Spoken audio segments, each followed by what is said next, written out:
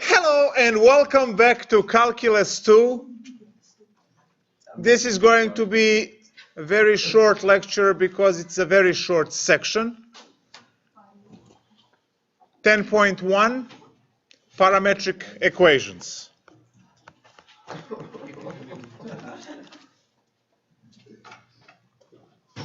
Just make sure that the stream is going. Yep, we are live. You're going to hang afterwards so we can turn in our laps. So what is the parametric equations all about? First of all, please note that this is essential for your survival of Calculus 3. Essential. So you will have to practice these things, and you will see this in almost every chapter of Calc 3. Well, 3 out of 4 chapters will use this exclusively. So what are we talking about parametric equations? Parametric equations are going to break our dimensions x and y apart by introducing a parameter, say t or theta, and the parametric equations will be sets of equations. So you will have a set of 2 equations for 2D, set of 3 equations for 3D, and so on.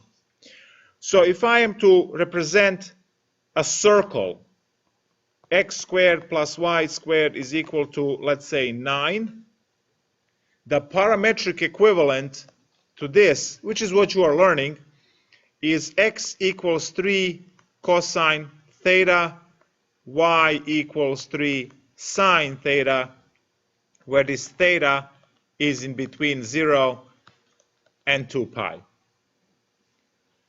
So you have your usual Cartesian, right, equation, rectangular equation on the left-hand side, and you have a set of parametric equations on the right-hand side.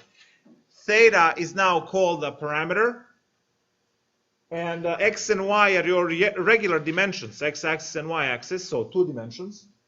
And you see that these dimensions, x and y, used to be together in one equation, are now broken apart into 2 separate equations. Is that 2 pi? 2 pi, yes. Now, what is the benefit of this? Well, if you look on the right-hand side, you actually have a set of 2 functions, where on the left-hand side, you don't. So we can actually do calculus with the form on the right, where the form on the left, we can do implicit differentiation, but we can't really integrate and do some other stuff. So parametric equations will allow us to break apart these expressions that are not functions into 2 or 3 equations, which will be functions in terms of this parameter t. It is very easy to take the set of parametric equations and put them together to see what the rectangular equation is. That's where those trigonometric precalculus inverse problems kick in. You probably saw those as very annoying at the time you were learning them, but now they appear for the first time as very useful. So you would solve, let's say, from the first equation, right? If you want to convert this, you would solve the first equation. You would say cosine theta is equal to x over 3, and then theta is equal to inverse cosine of x over 3. And then you will plug that in to the second equation, y equals 3 sine, and instead of theta, you're writing cosine inverse x over 3. And I hope you recognize this, right, from your pre-calculus course. At the point you were probably saying, why would we do this? Well, here you go. The way you would solve this is you would introduce the triangle, put some angle somewhere. Cosine is adjacent over hypotenuse, which means that this one over here must be 9 minus x squared if you do the Pythagorean theorem. Then you read off the sine off of the triangle. So inverse sine would be the square root divided by 3.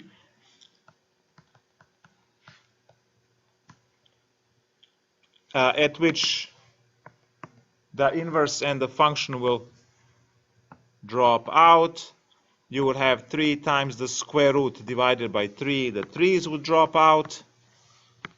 And you end up with y equals to the square root of 9 minus x squared. Upon squaring both sides, it is quick, right, to see that x squared plus y squared is 9.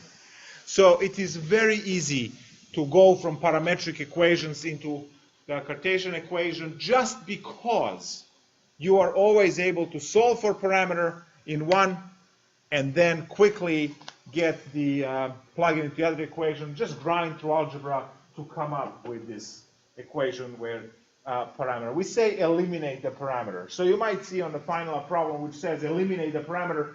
That's this procedure. Now this procedure is unique to sines and cosines for circle, but we can have other examples, and I'll give you one more example. Yes? The plus and minus, where is that put into the equation? What do you mean plus and minus? So, isn't it for the circle that you can see y is plus and minus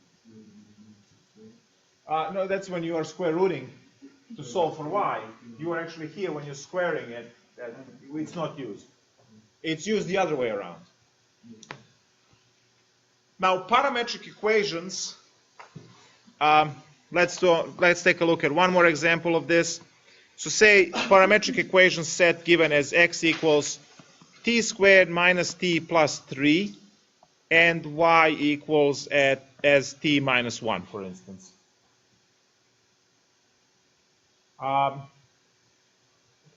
What is this? Well, we have the set of two parametric equations. Sometimes you will find them with this brace like this to denote that they're a set of equations. Again, you can quickly put this together to see what it is. Solve for parameter as y plus 1, plug in to the other equation, and we get that x is equal to y plus 1 squared minus y plus 1 plus 3, which is y squared plus 2y plus 1 minus y minus 1 plus 3. X equals to y squared plus y plus 3. What is this? It's a sideways parabola of some sort. That's what it is. Is it a function? No. No, it fails vertical line test. But if you look at the x and the y independently, right, they're functions. So these are eventually going to be very useful, these parametric equations. So we can quickly eliminate the parameter and by solving for one and then plug into another. We can make any mixes. You can put in trigonometric functions. You've got circle. If those numbers in front of the... So this is the stuff that you're going to learn later because you will use this a lot. You will see that when these two numbers 3 and 3 are the same, that's a radius. It's a circle, but if you put 3 and 4, it's going to be ellipse. So there are combinations like that. Then you can mix exponential functions with whatever. It doesn't matter. You can literally let your imagination go wild on it. Eliminate the parameter by plugging one equation into another, and you are done. So you can do whatever you want with these. And the shapes, whatever you get on the other side. It is important to understand that these parametric equations are introducing another variable. We call it parameter, t or theta, which gives us additional degree of freedom, which means we get something else. Not just x and y graph, but we can have one more thing now because we have another dimension involved. And that will be the direction of motion. So if I have, let's say, y equals t squared minus 2 and x equals to t plus 1, and say t goes from 0 to 6. You can go from negative infinity to positive infinity. That was earlier example. We can quickly see what this is. Solve for t, which is x minus 1. Plug into y. Get x minus 1 squared minus 2, which is x squared minus 2x plus 1 minus 2, which is x squared minus 2x minus 1. So y equals x squared minus 2x minus 1. It is definitely a parabola that opens upwards.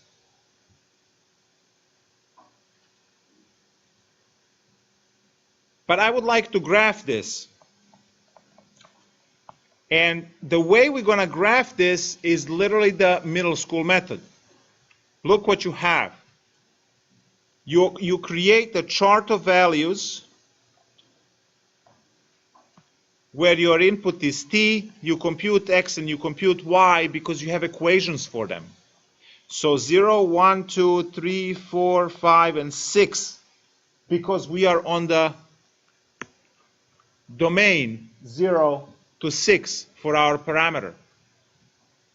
So now you take these two equations, you plug in 0, which is t is 0, into t, and then another t, and you get x comma y, which you can plot on the graph. And you complete the chart of all x comma y points, and you just connect them with a line. And then direction of motion is from 0 point that was started with 0 through 6. That will be direction of motion. So quickly to compute this, t squared, so 0 squared is 0 minus 2 is negative 2 on y, and then positive 1 on x. 1 is 2 on x, and negative 1 on y. 2 would be 3. Well, these are all 1 up, so 4, 5, 6, and 7. There we go. T squared minus 2, so t squared minus 2. So 4 minus 2 is 2, 9 minus 2 is 7, 16 minus 2 is 14, 25 minus 2 is 23, and 36 minus 2 is 34. Guys, these are your x comma y points, which you can plot on a graph. And we are going to get exactly what we need from 0 to 6. So I'm going to put this as 0, 1, 2, 3, 4, 5, 6. And that's where it stops. Now I need to go all the way to 34. So how about we count in 5. 5, 10, 15, 20, 25, 30, 35. Sorry, these are not t, and I need 7. This is x, this is y. All right, and we have negative 5 and negative 10. All right, so where do I begin? The first point is 1, negative 2. 1, negative 2, right here. No, that's what, yeah. Now, the next point is 2, negative 1, right there. 3, 2, right here. 4, 7, 4, 7. 5, 14. 6, 23. And 7, 34. 7, 34. So the line goes like this. It's going to start at the first point and stop at the last point.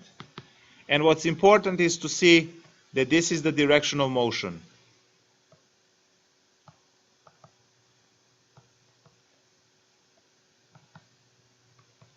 Because you can literally think about this t as the parameter as time. At 0 time, initially, whatever is going on with this graph, it starts here because that is the point when t was equal to 0. So this is the t equals 0 position. and then t equals 1, t equals 2. This one over here is t equals to 6, which is the terminal position. That's the end of the journey. This could be a particle, right, or something. So parametric equations are actually very easy. If you have parametric set, you can plug one into another to obtain equations that you are used to. But for graphing, you will pick you will pick values that are given to you in your domain for a parameter. In the first example, my parameter, theta, was running between 0 and 2 pi. Because if I run these two at the same time, from 0 to 2 pi, they are going to draw a circle throughout the plane. So you get to now write the equation of the circle this way or this way. And tomorrow, not tomorrow, on Wednesday, we're going to learn one more way through polar coordinates. There is only one more thing that I need to write out here, and then we're done, and that is the notion of the derivative. So for parametric equations, so derivative, and we're done.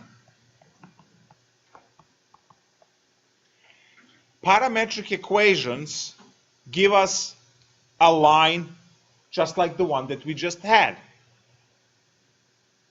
Those are lines in space. They have tangent lines, which means that there is a derivative. So what is dy dx? It's actually very, very cheap. All I need to do is to multiply both of these by 1 over dt. So what do I get? I get dy dt divided by dx dt. I take independent derivatives of both equations in terms of the parameter. That's what it is. So this is actually derivative definition. Take independent derivatives. So let's see an example, really quick example. X equal, well, let's do this one. Why not? Y equals t squared minus 2.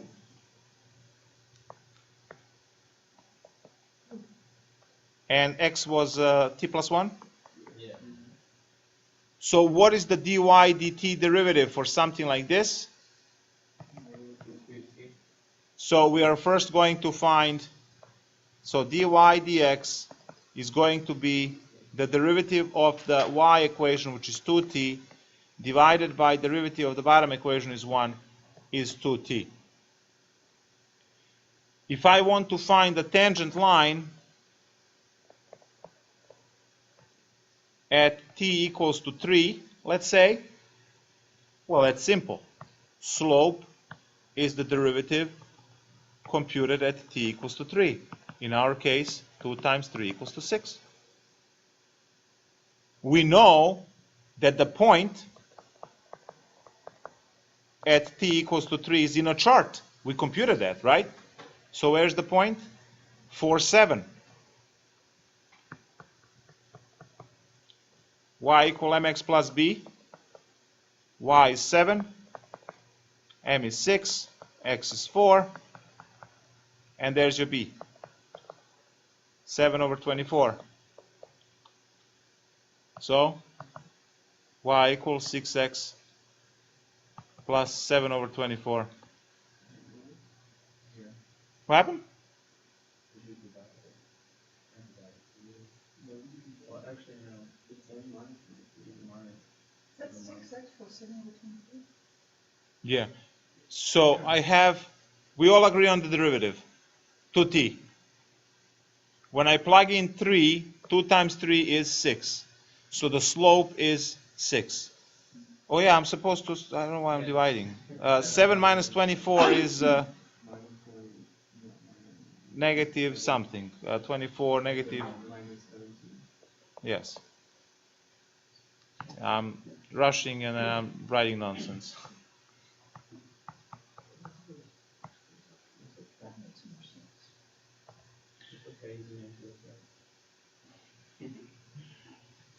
So we find the derivative, and then when we have the derivative, we have the slope. when we compute at the point.